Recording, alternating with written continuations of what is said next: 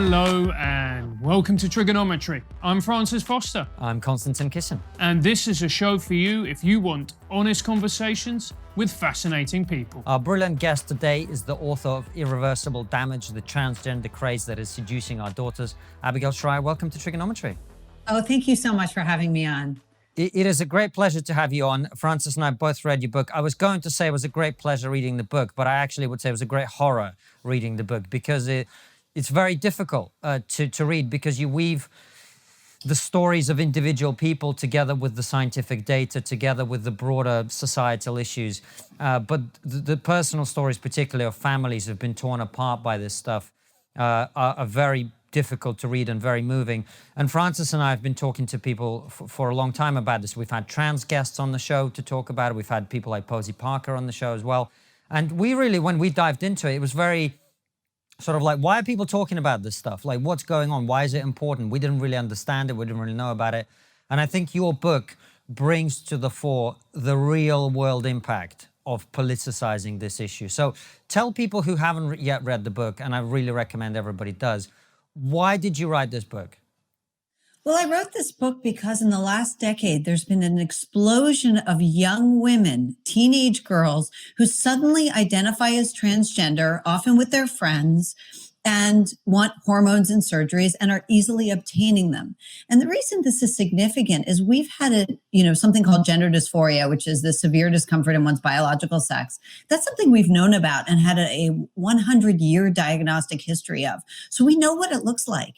And it doesn't look like this. We've never seen before young teenage girls. This was always something that afflicted little boys and men, never teenage girls. And now teenage girls out of nowhere are the leading demographic. So whenever you see something like that, it's worth asking why, what's going on here? And that's all my book sought to do. And it's something that your book explores brilliantly and incredibly powerfully. But let's start right at the very beginning then. Why is it that we're seeing this explosion of young girls, prepubescent and pubescent girls wanting to transition? Well, the way to see this is it's one part of a larger mental health crisis facing teenagers generally and teenage girls most acutely. We know that teenage girls and even tween girls, so girls who haven't yet reached teenage years but are in the very beginning of adolescence, are experiencing rates of anxiety, depression, and other mental health problems that we've never before seen. The rates of suicide, suicidal ideation, self-harm are things we've never before seen. And researchers who've looked into this, psychologists like Jonathan Haidt and Jean Twenge, have been able to link it to social media immersion, that these young girls across the West are immersing in social media. They're feeling very bad about themselves. And they look to the culture to help explain what's wrong. And the culture's loud and, instruction to them if you're not feeling great about your body, you might be trans. And you say it's social media, but what your book does very, very well is we use social media as a blanket term, but there's lots of different strands to it. For instance, you talked about Instagram, the unrealistic expectations that young girls place on their own bodies by seeing photoshopped images of other women and so on and so forth. That's right. I mean, social media sort of conspires in a million different sites to make girls feel that they're not good enough, their bodies are bad or ugly, that they are being left out. They can watch their friends be at a party while it's happening, who seem to be having the times of their life, and they know they haven't been invited to. They watch how many likes their friends get, how beautiful the prettiest girl in their high school seems compared to them. They can actually quantify how many more likes and friends she has. And it's a very, very punishing thing for a teenage girl to sit with and experience. I mean, one of the things that people always throw back at people like you who delve into this issue is, well, we've had, as I mentioned, we had a transgender presenter on our show called India Willoughby, and she was talking about how she knew she needed to transition at 5 as a boy. To being a girl. That didn't happen. She lived most of her life as a man. It was a very uncomfortable experience, very unpleasant. And when she eventually did transition, she felt very, very comfortable. And it was really just a clicking into place, and that was great. So people will often throw back examples like that at someone like you. So what do you make of that counter argument that, well, some people need to transition, and why are you interfering with that? That's not a counter argument. I agree with that. I actually have, in the book, I interviewed many transgender adults, and I am someone who believes, very much, and I've been convinced absolutely that transition can be very helpful for mature adults who have lived with gender dysphoria, as you mentioned, your guest did, from a very young age. That's what gender dysphoria has always looked like. It's young, it starts in early childhood, and it's overwhelmingly has been young boys saying, no, mommy, I'm a girl. I know I am. And it's persistent, insistent, and consistent throughout their lives. And so as mature adults, they make this decision for themselves. My book really has nothing to do with that. It's a copycat phenomenon among teenage girls who fall for virtually every major hysteria, who with their girlfriends, they're in terrible pain. And what they do is they convince themselves that no, their problem isn't that they're too fat, as they might have said in an earlier generation. The problem is that they're really supposed to be boys. Abigail, and how has this happened? Because there was a friend of mine who explained it to me in a way that I could never then not understand it afterwards. She said, in terms of transitioning of children, she said, children cannot consent, right? So children who are under the age of 18 cannot possibly consent to gender surgery or taking hormones in the same way they can't consent to drinking alcohol, having sex, or whatever else it might be. How have we got to a position where it's happening that children are making decisions about their long-term future in this way? There are a lot of lies told around this, and one of the most disturbing really is that a young child could consent. In America, a minor is invited to give assent to their, for instance, elimination of the risk that they will eliminate future fertility by undergoing these treatments, as if a child could possibly gauge that loss. It is a lie. We know that, and that's what the High Court of Justice said in Britain when they, in the Kira Bell case, when they looked at it, and they said, basically minors under 16 have no way of evaluating what it is to lose, potential, sexual function and fertility. There's no way for a child to understand that. And so, but how have we got to this place where you have not even just adults, but professional people, doctors, psychiatrists, agreeing that a 6-year-old should be able to take puberty blockers? That's right. We have a terrible problem with both, bullying and unfortunately cowardice in its face in our medical professions. In America, the standards of all of the major medical professional accrediting organizations have been rewritten to tell that medical professionals that they must affirm. This is affirmative care. So whenever a patient self-diagnoses with gender dysphoria, the doctor's job is to agree, not to use their independent judgment, but to agree with the patient's self-diagnosis. This is sort of the sword of Damocles that hangs over all medical professionals today. And if they don't really have the courage to speak up, they just go along with what, out of fear of repercussions and loss of their license.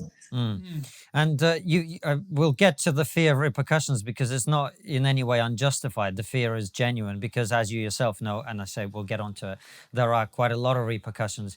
But where's this come from, though? Who are the people who are rewriting these rule books, and who are the people who are advancing this worldview? Well, the activists in this area are particularly aggressive. But I will say in America, I think one of the reasons we've been remarkably sort of immune to all evidence to the contrary, to all evidence that girls are being hurt, I think that Britain's done a much better job here of being at least open to that conversation. As in America, we have a real weakness for the idea that you can be anything. And even if you want the opposite sex. Now, of course, you can present as the opposite sex, but we've actually completely swallowed the lie that you can become the opposite sex. And of course, the problem with swallowing any lie in public like that is it leads to more and more lies. So in California, just this week, the California Insurance Commissioner just announced that breasts, in transgender identified females, including minors, would be considered abnormal developments. They would be considered abnormal abnormal structures that need repair. And of course, the problem, there are many problems with this, but once you have the lie in place that anyone who believes they're a man truly is, then you have to look at breasts and say, well, that's an abnormal structure. I guess we need to remove it regardless of age. And Abigail, this is a question that I find myself asking many of our guests right across the political spectrums when they're talking about issues such as these. But you do think, we talk about a lie, we talk about, the lie that becomes the truth. But what happens to adults watching this, not standing up, not saying what they think, and letting children be irreversibly damaged? Isn't that a form of cowardice?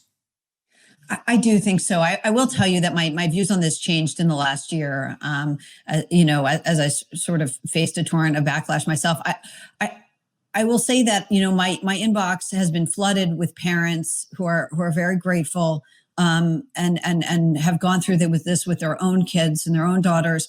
But it's also unfortunately been flooded with doctors who say, gosh, I'm going to lose my license, but I totally agree with you. And for the first time in the last week, I finally replied to a doctor.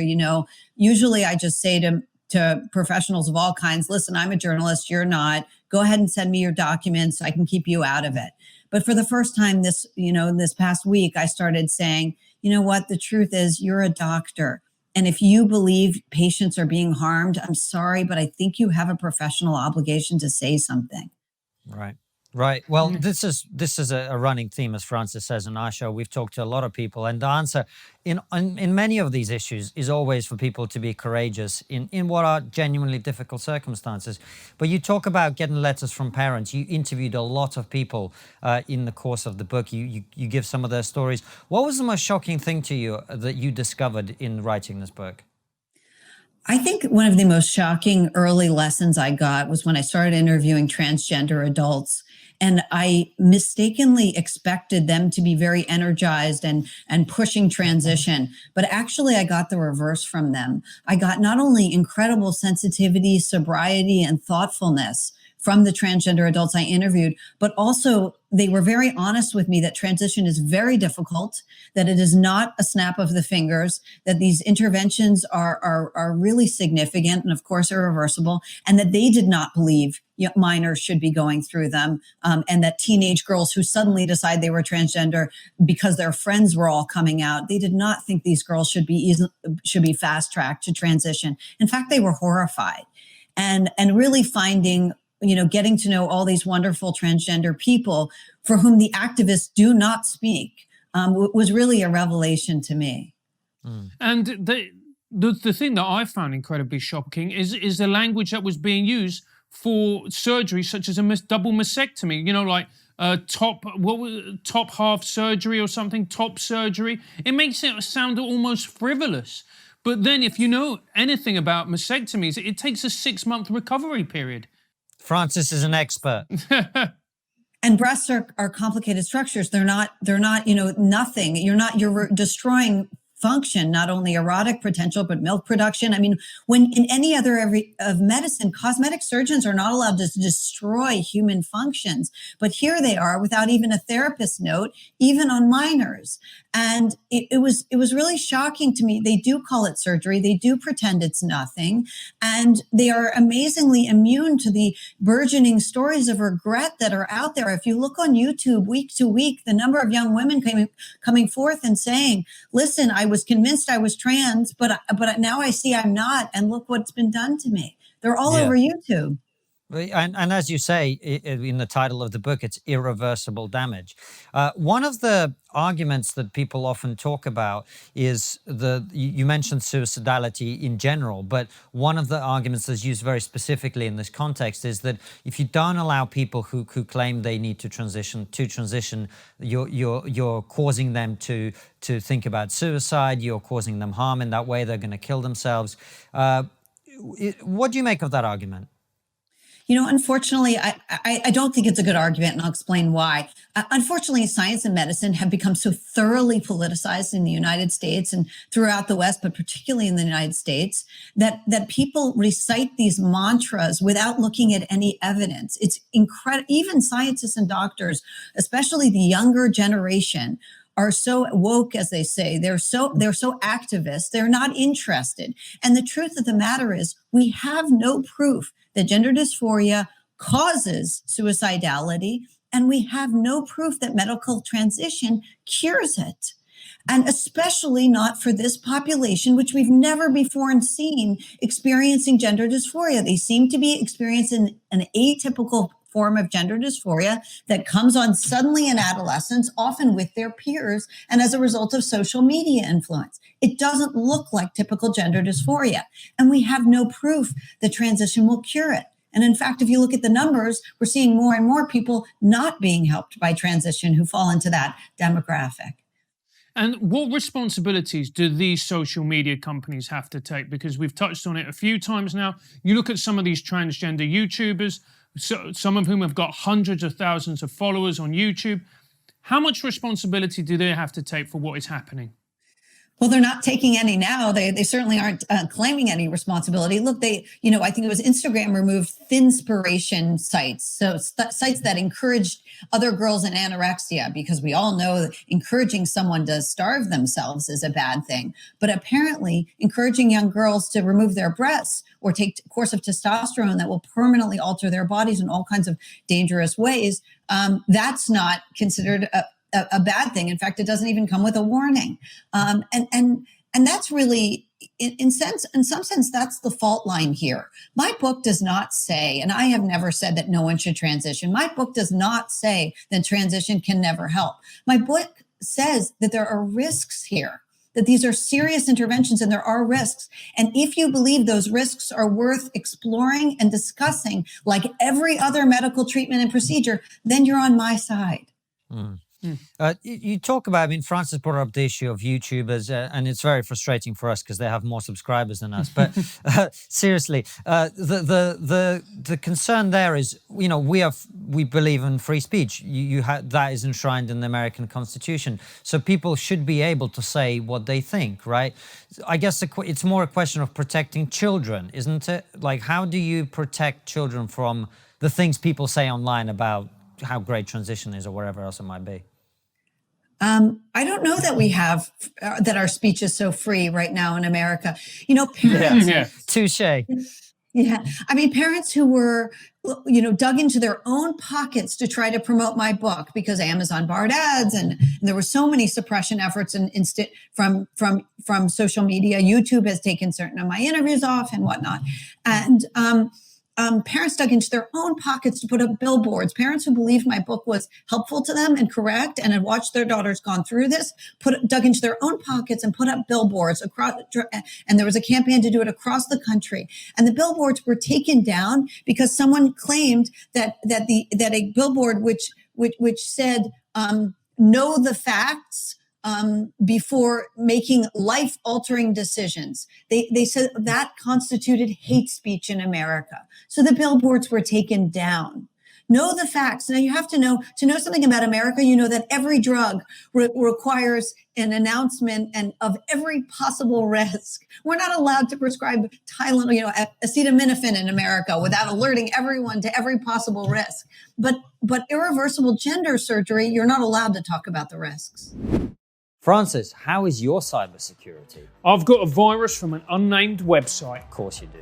You're not alone, Francis. During the pandemic, British online infrastructure has faced an astronomical rise in targeted cyber attacks, which is what I'm sure happened to you. That is dreadful. What can I do to defend myself? That is where PocketSeam come in. They offer businesses like ours a special solution that alerts us to hackers, crackers, and malicious employees. Like Anton. Not only that, they are the only SIEM provider to offer pay-as-you-go cyber defense for companies. They're British-based. Absolutely, and they're from Doncaster, so they need the work. You say that. Actually, they have kept their prices flat during the pandemic to make sure companies can get the protection they need. PocketSeam are offering TRIGGERnometry fans a 10% discount. All you got to do is hit them up by email at info@pocketseam.co.uk and make sure the subject of that email is TRIGGERnometry, and they will give you your 10% discount for managed cybersecurity. That email again is info@pocketsiem.co.uk. And don't forget to have trigonometry in your subject line so you get your 10% discount. Can I just say, if you needed that spell, you really shouldn't be running a business. But surely there's going to be a backlash to this, as we have seen in the UK, where people who were told that they could transition as prepubescent little girls or pubescent girls will suddenly find that they're in their early 20s, their mid-20s. They have been let down by health professionals, the authorities, etc., and they are going to inevitably sue, and so they should. You know, I expect the lawsuits to come, but right now in America, this whole, machine of fast-tracking young girls to transition shows no signs of slowing down, and it shows no signs of sobriety. My book was pulled from Target.com because of 2 complaints by Twitter users.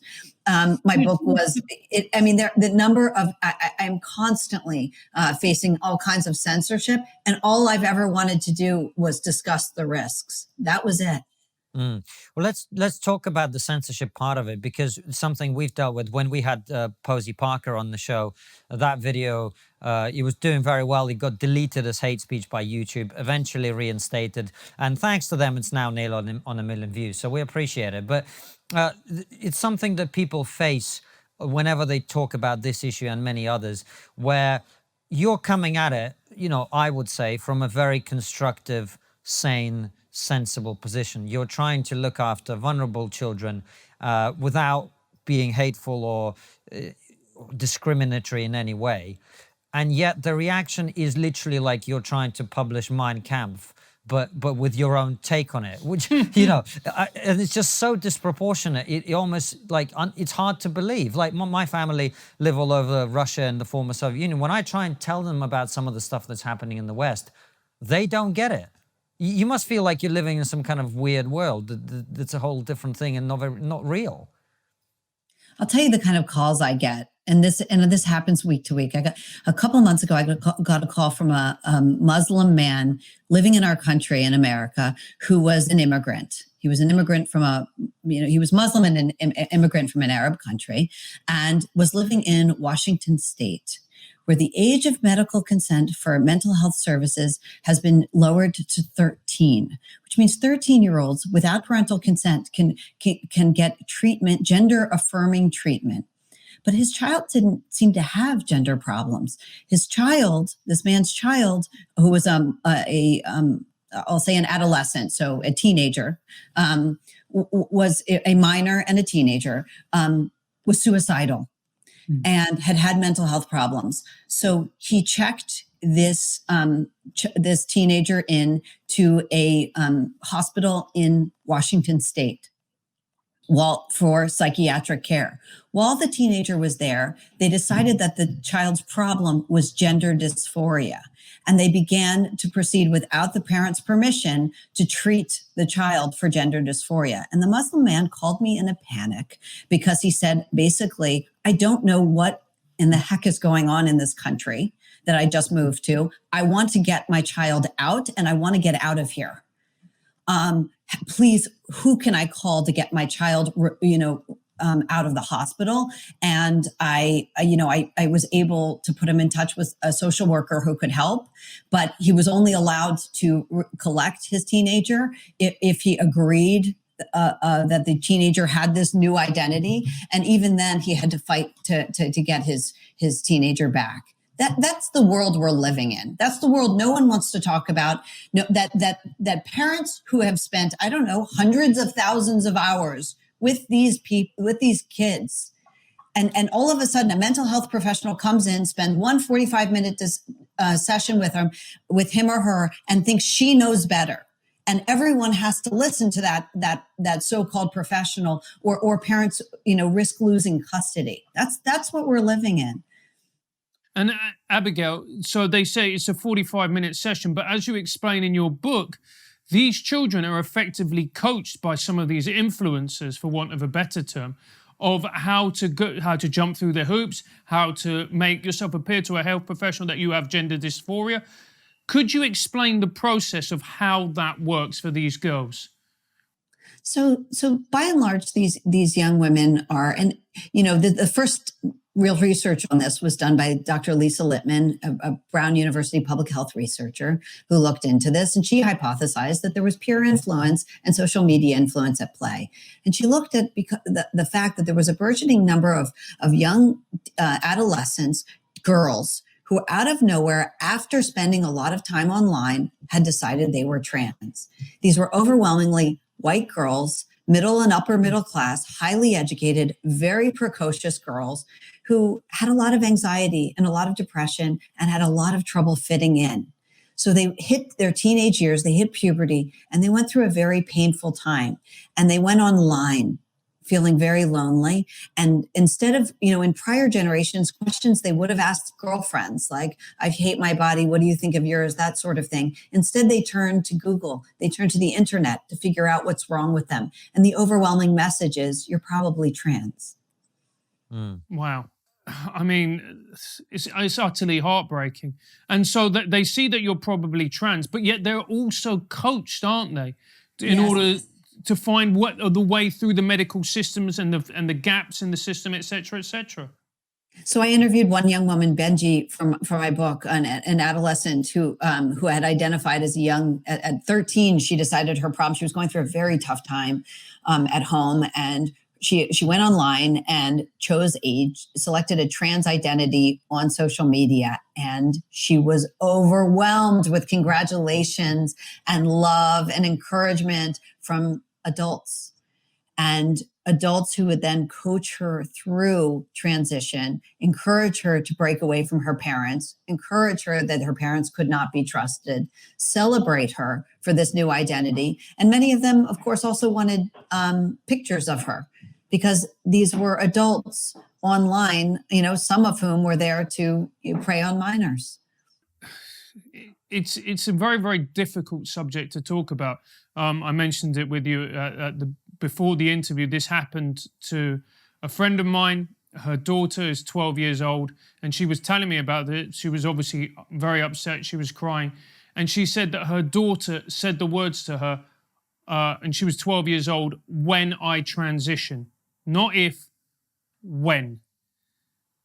And to me, the idea that a child would even consider that, and let alone for it to be a certainty, is completely heartbreaking, and it's child abuse. And what's more, it's not really how children operate. You can't really have that level of certainty about something when you're 12. You don't know. It's far more complicated. So this is, I think, where Francis was sort of going at in terms of the coaching, is people are literally being told how to go step by step, aren't they?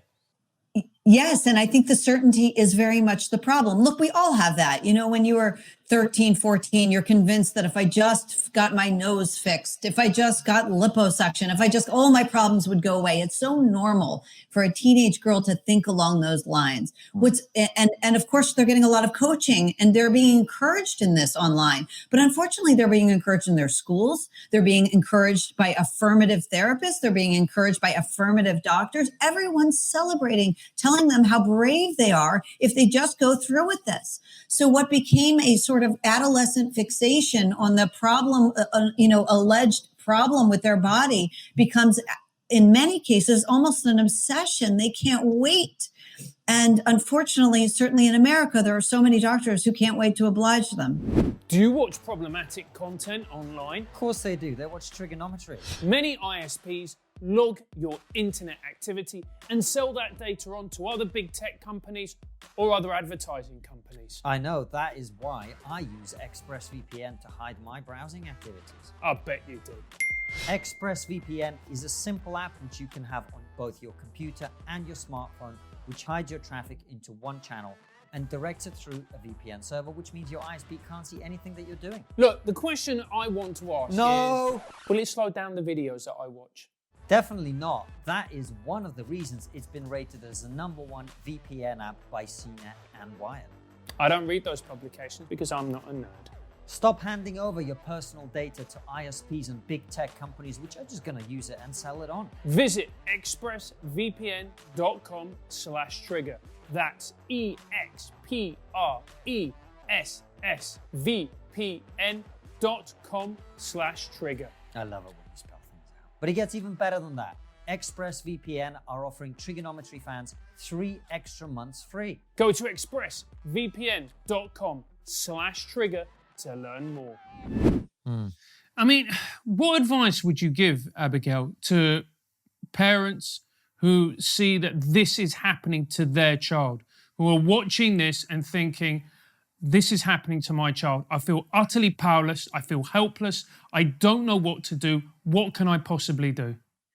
So it depends on the child's age. Okay. So if your daughter is 11 or 12 or 13 and she decides out of the blue, I know what I am, I'm pansexual.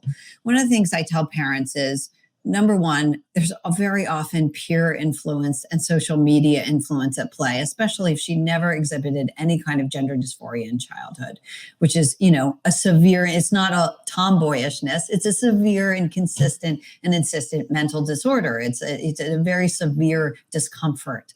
It's not a passing tomboy phase or even a committed tomboy phase. It's more significant than that. But if she announces she's pansexual, you don't have to raise the transgender pride flag over your home. Okay. It's okay to just acknowledge that she's 12 or 13 and her sexuality is likely to develop and evolve as she comes to know herself and as she has, real relationships. A lot of the girls who decide these things do so after having zero romantic experience. They don't know who they are or what they want. They spend all the time with mom and online.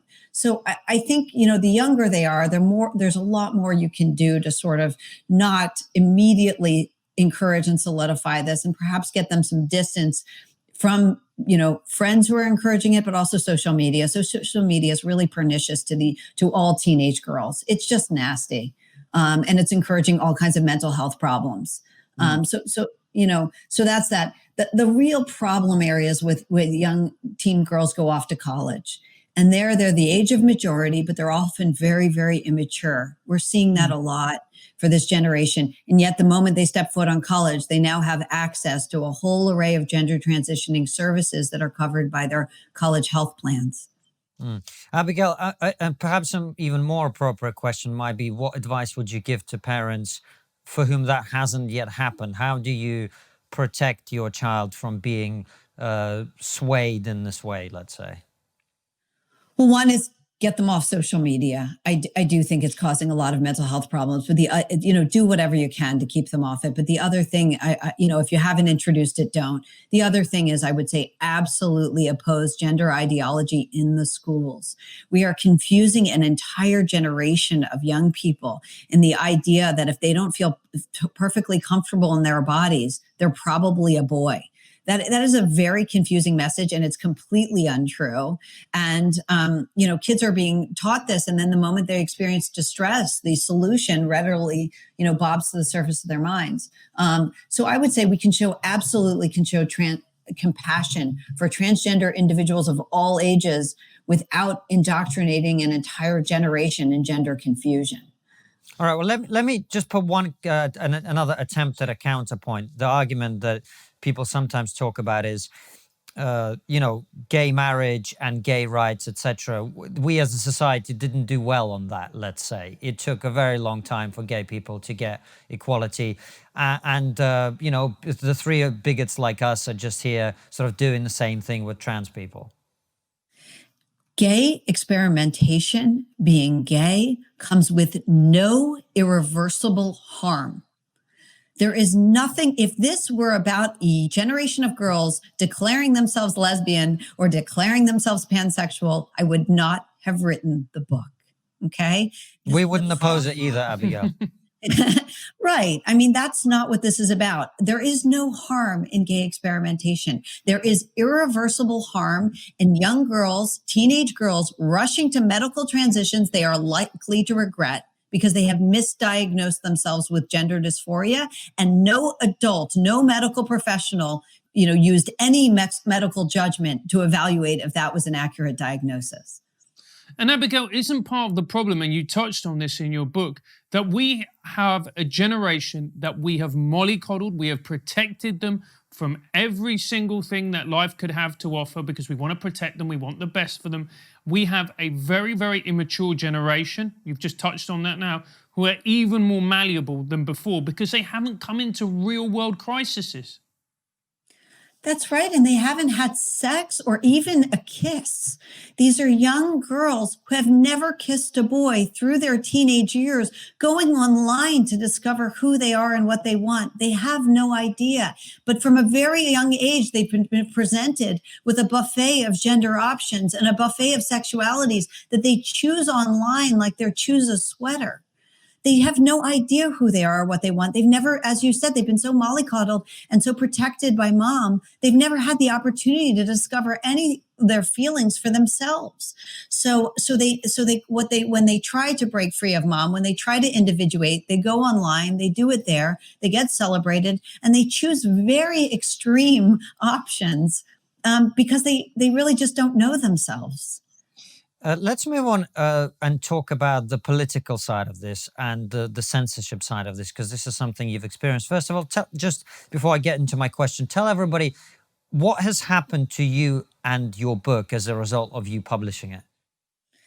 It's just been a nonstop, both smearing and libeling, but also censorship attempts. First, from Amazon refused to allow my publisher to sponsor ads for the book. So if you typed in the words for my book or search terms, they would suggest another book, one of the hundreds of gender books that celebrate teenage gender transition. Target removed the book after 2 users claimed it was transphobic. Billboards, parents dug into their own pockets, played for billboards to advertise my book. The GoFundMe they used to create a fundraiser to pay for these billboards was shut down, even though over 30,000 fundraisers are allowed on GoFundMe to pay for top surgery, for breast surgery, but a fundraiser for parents who just want awareness of the risks, that was shut down. The billboards themselves were taken down. It has truly been endless. Why do you think people feel so strongly, or maybe not so strongly, but why do companies like Target, Amazon, etc., why are they so fearful of a book like yours? Well, I think that people underestimate the sort of 2 questions. Okay. First of all, we're seeing the same woke reaction among a lot of a fearful reaction to these, young activists, these young far left activists in all our mainstream institutions in America now, and in corporations. Okay. They're terribly fearful. We're constantly doing anti-racism training and whatnot. So you can see it as part of that. But the question is, why this book in particular? Why this issue in particular? And I think that's the reason is because, look, my book's not political. It's just a journalist's investigation into this, sudden epidemic, what's going on here and why. And I think that if you take an honest look at the book, if you dare have the opportunity to read it, you will be so horrified by what's been allowed to go on that you will immediately be extremely concerned. And you certainly want more safeguards for these teenage girls. And I think that the interests that are committed to fast tracking as much transition as possible for as many as possible, they're pretty upset that anyone would question them. And Abigail, why is it that this topic inspires such vitriol and the bullying and the anger and the harassment and all these tactics that are used? Why is this particular issue so toxic?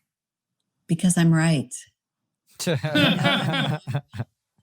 Because they know I'm right. If you read the book, just give it a read. You don't have to agree, but just give it a read. If you dare read the book, you're most likely to be horrified by what's going on. Oh, no doubt about that. As we said right at the top, it's a horrifying, very beautifully and well put together, but horrifying read. But I think Francis' point is interesting, because I was just sort of thinking you could probably drop the N-bomb live on air and you would get less pushback than you've had. Even though obviously those 2 things are not comparable. Being racist is terrible, whereas what you've done is you're trying to protect people. So it's interesting that seems to be the level of vitriol. Why is it even a political issue at all, Abigail? It shouldn't be. It really shouldn't be. Most of the parents who write to me are liberal. But unfortunately, the hard left has so corrupted our institutions, even our, from even our scientific journals. We're now seeing just bald, politically motivated conclusions and papers that really have nothing to do with the science. And it really is from this young generation of activists who are very much activists first and doctors second. So could you give an example, Abigail, about, where activism is more important than science, a particular paper, or so on and so forth? Well, I think the New England Journal of Medicine just came out with something recently where they said, I'm trying to remember what the particular thing is. Maybe it was either trans women are women or one of these statements.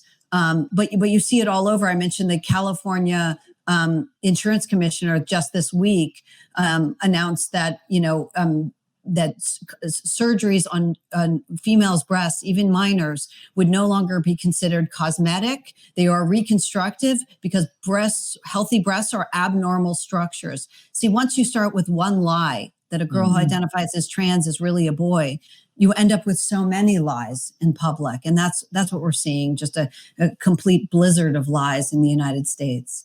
Well, that's the thing that I think brought this to our attention somewhat. As I said, initially, it was an issue. I mean, I honestly will tell you, 2 years ago, before we really started delving into it in any way, we were like, why is this important? Like, who? Because we didn't really understand the nuances. And then you started seeing all the stuff. You've got a 6'4" person competing in the Olympics against other weightlifters and winning all of that, and people literally fighting each other. One of who's gone through male puberty, and the other person being beaten and badly injured. And you start to see how the reality really has become placed on the altar of whatever this thing is, whether you call that political correctness or politicization or gender ideology or whatever it is. It seems we've just completely thrown reality out of the window on this issue, haven't we? We certainly have, certainly in the United States. I mean, the House, our Congress just moved to eliminate all gender terms from effectively the bylaws, what can be said in the halls of Congress. So if this, passes, there will be, you can't say mother and father any longer in Congress, truly concepts that are at the heart of what human life are no longer things that you're allowed to say for fear of offending someone. But there has to come a point, Abigail, surely there has to come a point where the lies unravel. You cannot build a structure on falsehoods. Surely at some point there's going to be an emperor's new clothes moment, won't there? So if I didn't believe that, I wouldn't have written the book. I do believe that the truth will eventually out, and I do believe it's sort of right there before our eyes. So that these procedures need oversight, that there are risks, that transition is not easy, that there are very, very significant health and medical risks, and that a lot of these girls are misdiagnosing, and we need to take a look at that. All of that it strikes me as obviously true. You know what I find interesting about it as well? You've obviously written a book, the subtitle is The Transgender Craze Seducing Our Daughters. So you haven't exactly, gone in easy on it. You've gone all the way. But there are people like J.K. Rowling who've written things in a much more, I don't want to say nuanced, because your book is very nuanced as well, but less antagonizing way, let's say, to most people, right?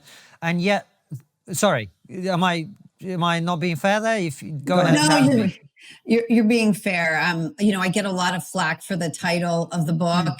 I will say a few things in defense of the title. First of all, there is irreversible damage because unnecessary medical transition is irreversible damage by definition, and this is a craze. Because it meets the definition of a craze, which I explain in the book. It's a sociological term, but the question is it seducing our daughters? Now, I will just say, I don't know what your experience is in England, but first-time authors rarely write the title of their book. So I don't know why everyone assumes I'm very different as a first-time author, that I was allowed to choose mine. But let's I would say that I'm certainly to be held accountable for every word within the book. But do I pretend that I came up with the title? I mean, does any author? Right. No, I know what you mean. I'm working on my first book as well, and I'll make sure I get to pick the title based on your experience. But what I was going with it is more that there are people who have been less direct on this issue, and yet the vitriol they've received has been just as bad as you have. It's almost like J.K. Rowling being a good example. You know, what she said about it was very, very carefully worded. And yet she is this evil, bigot, transphobe, you know, God knows what she is, getting death threats and whatever. Why are they just so vitriolic? We're probably asking this question for the third time in the last 45 minutes. I just don't understand. Well, there's a whole lot of people who are very invested in the idea that they are heroes, that they're saving these girls from suicide. And if they're wrong, then we'll have to look at what they've done very differently. And we might even look at many of them as monsters. It's a good point. It's a very, very good point. I mean, you look at this issue, and the more you delve into it, the more it becomes more horrifying, the more layers it has, and the more it unravels. What options are there for a girl after she's transitioned and she decides she wants to reverse it? Can she ever go back to how she was, or is it too late at that point? Well, it depends what she medically underwent. But I will say this: I have interviewed many detransitioners. They're wonderful, courageous young women who went through something very awful. And I will just say it's important to remind anyone out there who regrets a transition that there is life after transition. There are cosmetic procedures you can get to help with all kinds of changes to your bodies, and to remember that you have a whole long life ahead of you. And, I try to stay very, make sure they get that message, because a lot of them do feel very, very bad about what they've been through and the procedures they underwent.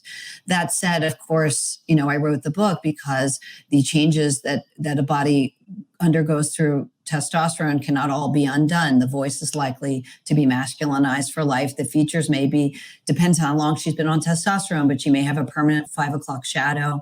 The changes to her private anatomy may never go back. Of course, if you've had your breast removed, they do not come back. If you've had to undergo a prophylactic hysterectomy to avoid endometrial cancer from the testosterone, you of course can't have children. What's involved in transition is a long series of very serious surgeries and hormonal treatments. And you talk about, before we wrap up, you talk about going through a lot. What has the last period of time since you wrote the book been like for you? Well, it's definitely been interesting. I mean, I will say this, I try to stay positive. I get a lot of wonderful comments from parents, and I really appreciate that. I get a lot of wonderful, thanks from both from doctors and also from therapists who are very concerned with what's going on, but also from transgender adults. So I try to focus on that. If you look too much at the efforts of suppression in the United States, perhaps in your country as well, I don't know, but certainly in the United States, it's very, very dark. It does not, the number of efforts to slander me and to erase my work, there's a relentlessness to it. So I try not to focus that and try to focus on the fight ahead, which I believe I will win. Abigail, why did you decide to write a book about this? Out of all the possible things that you could write a book about, it's your first book, like you've mentioned before. Why this topic? Why this issue? A reader wrote to me, and she said she was a mom. She said, my daughter got caught up in this. She had no history of gender dysphoria. She had a lot of mental health problems, went off to college and decided with her friends that they were all trans, and they started a course of testosterone. And the woman was very upset. She said she had written to many journalists and no one would take this cause up. And at first I thought, this is the last thing I want to get involved in. And I tried to pass her on to another investigative journalist. And then I waited for 4 months and no piece came. I was assured that the piece would be written. It wasn't. And so during those months, I thought, if a journalist won't take this up, if a journalist won't look into the biggest, what could be, and I didn't know at the time, the biggest medical scandal, around today, then who will ever expose this? Well, before we ask our last question, let me ask you this. How do you think we will look back on this period in human history and the things that we as a society have done and have allowed to happen? I think with shame and regret. These girls are teenagers. They don't know themselves. YouTube is now being flooded with stories of regret. The idea that we can't, put more safeguards on to make sure that only mature adults who actually have gender dysphoria go through transition it's crazy that we don't have those. And lastly, the question that I really want to ask is, there have been links between autism and then these girls transitioning. How much truth is there to that? Is there a real link, or is this simple speculation? No. There's been some studies on it. There is a link. They have been able to show that a high percentage of, there is certainly a link that a lot of the girls who are claiming to have gender dysphoria also have autism, are on the spectrum. So they have sort of very often they're high functioning. These are highly precocious girls, high functioning, autism. But that was something I wasn't unfortunately able to explore in the book because when I began to interview experts in autism, as I did, I started to realize that was such a scandal of its own because many autism doctors, kids with autism tend to fixate. And all these autism doctors, unfortunately, were introducing gender. They were gender ideology. They were introducing a fixation to a population that tends to fixate. So I do believe it's a medical scandal all its own. Wow. Well, you've got the material for another book in there, haven't you?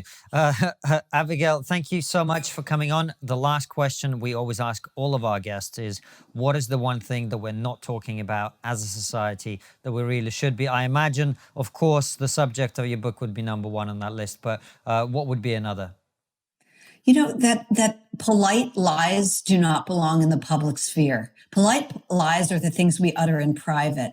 But the moment as a society we adopt what we consider to be a polite lie to avoid offending someone, we end up in a very, very bad place because lies lead to more lies and they have consequences in the public sphere that they don't have in private. So I think that's something we should be talking about. Well, that's a really good point and very on brand for our show, because that's the type of conversations we like to have, honest ones like this one.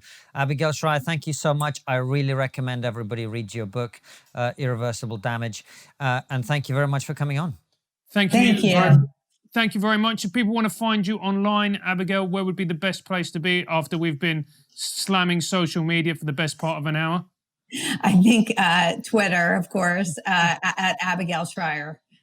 Perfect. We'll make sure to include that in the video. And thank you all for watching. We will see you very soon with another brilliant episode like this one or a live stream. All of them go out 7 p.m. UK time. Take care, guys, and see you soon.